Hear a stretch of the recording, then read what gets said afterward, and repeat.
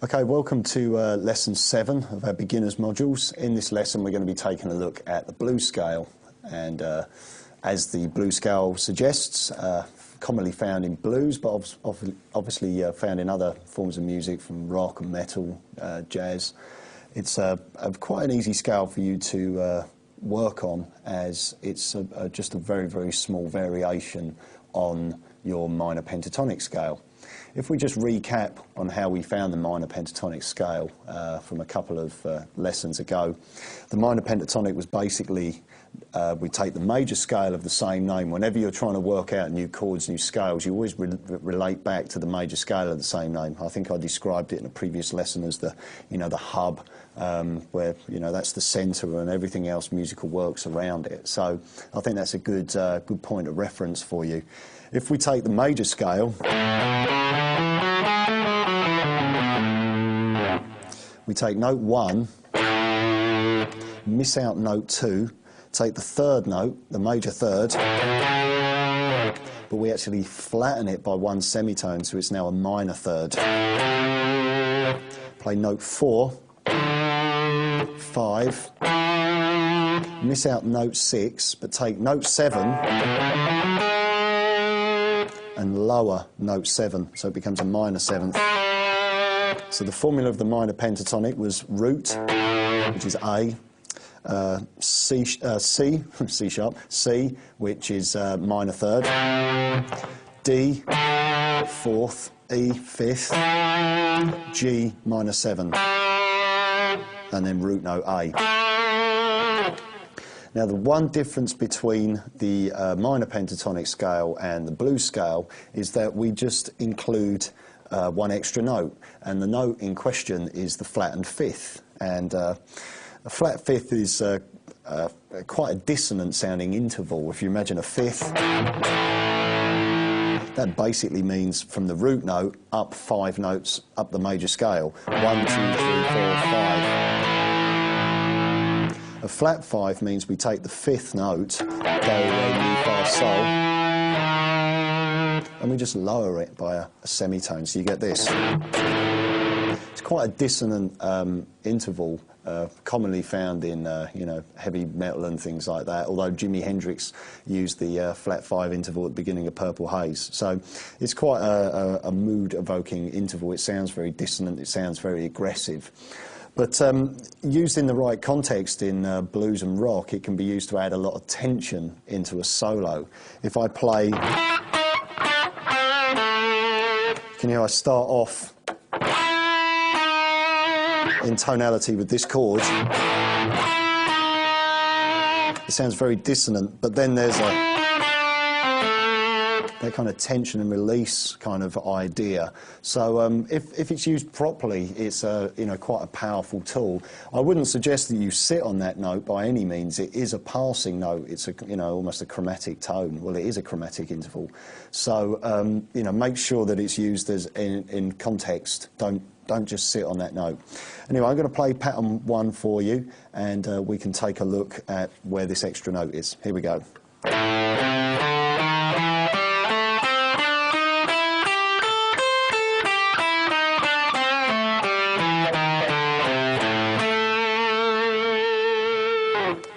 So it's exactly the same as the minor pentatonic, except 1 extra note. 5, 8, 5, 6, 7.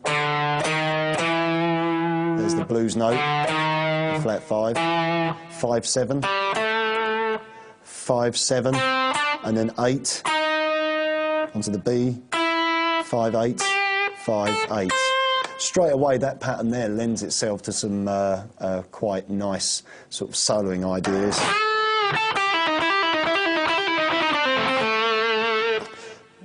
Basically, because of including the E flat, the flat 5, it keeps that minor third shape across the top 3 strings.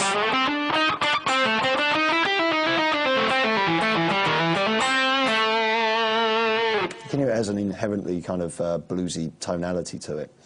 Okay, here's shape number 2.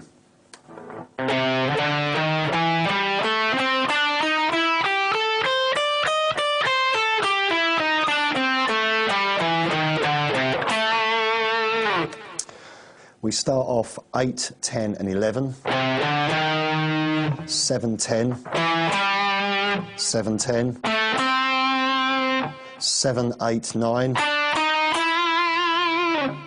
8, 10, 8, 10, 11.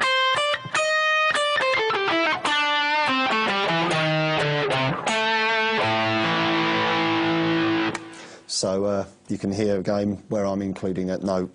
Some nice shapes around here on the top of this pattern.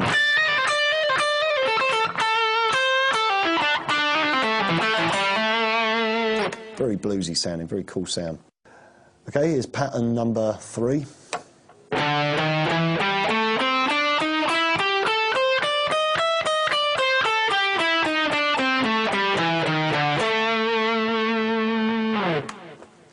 Same as the minor pentatonic, just with the added E flat note. So 10, 11, 12, 10, 12, 10, 12, 13, 9, 12, 10, 13, 10, 11, 12.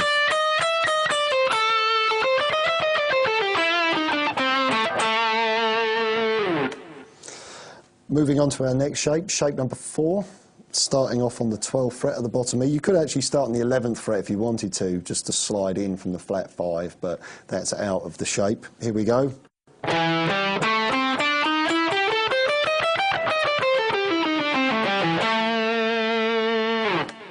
Starting off 12 to 15, 12, 15, 12, 13, 14, 12, 14, 13, 15, 16, 12, 15.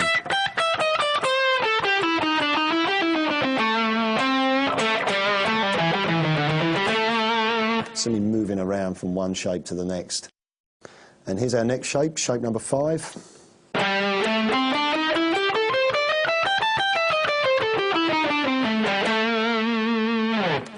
(15 to 17 on the bottom E, 15, 17, 18 on the A, 14, 17, 14, 17, 15, 16, 17, and 15, 17.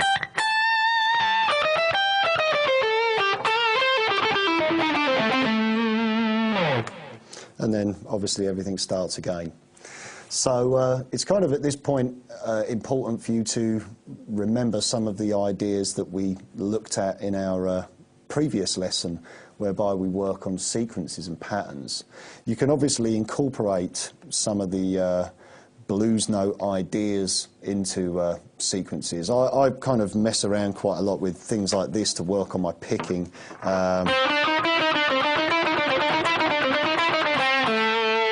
Very, very simple little idea, just working across 2 strings, but playing 5, 7 and 8 on the G string, and then 5 on the B.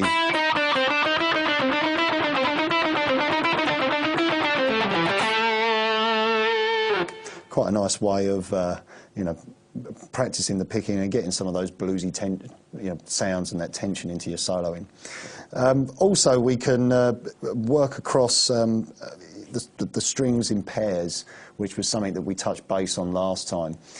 If I run through the top 2 strings, remember again that these shapes are duplicated across the other strings that are in a 4th interval or tuned as a 4th interval, apart from the G and the B, which is a 3rd interval.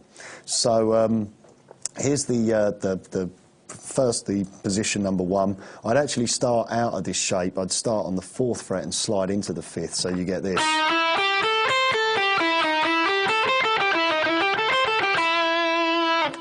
Shape number 2.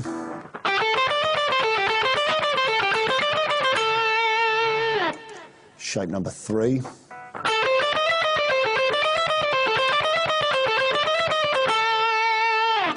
Shape number 4.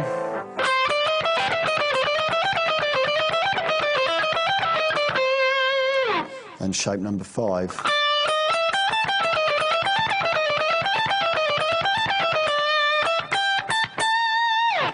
And you can use those to move right across the neck. So once we've started to look at these ideas on the pairs of strings, it's then possible to, you know, take an idea like a figure, say,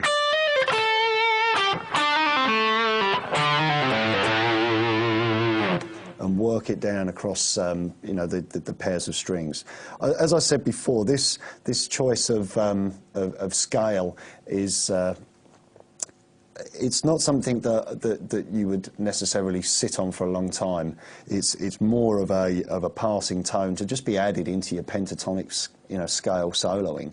So don't, you know, necessarily approach it as a completely different scale. Maybe just look at your minor pentatonic and think, well, I can also include this E flat in there. You know, playing your pentatonic patterns.